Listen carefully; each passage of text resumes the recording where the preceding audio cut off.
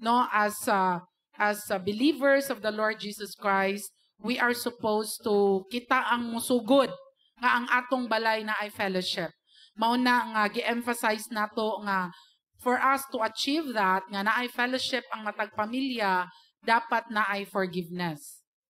Kay sa balay masakitan jud ka, mahiubos jud ka ang ginikanan, mahiubos ka sa imong mga anak, malain ka sa imong bana kung asawa ka, kung bana ka, mahiubos ka sa imong asawa, and siblings mag-away-away.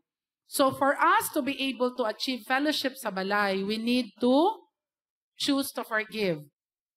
In 2024, undangan nato ang kanang sana all. No, kay it speaks of may pa sila, kami dili. Embrace your season.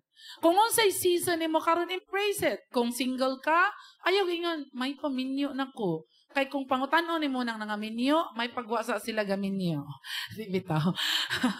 Embrace your season, no? Kanang kung unsay season nimo karon, ayaw kanang may pa sila, no? Ingana na sila because lain-lain taog season and you're unique and God is at work differently in different individuals.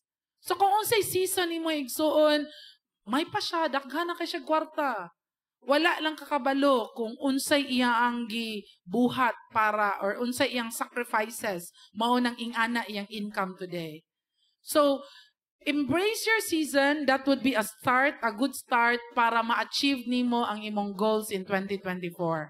Muundang ta sa feeling nga pariha unta kanikuan, may pasikuan.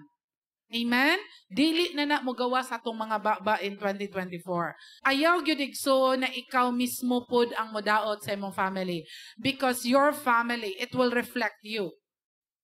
Ayaw gyud dugangi. Kung naay kinahanglan ng mga tao, few people that could help you para ma-solve na nga problema, tell them kung unsa may sala that's involving the family.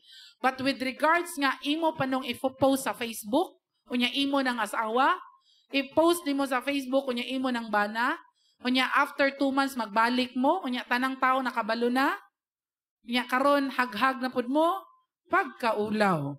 No?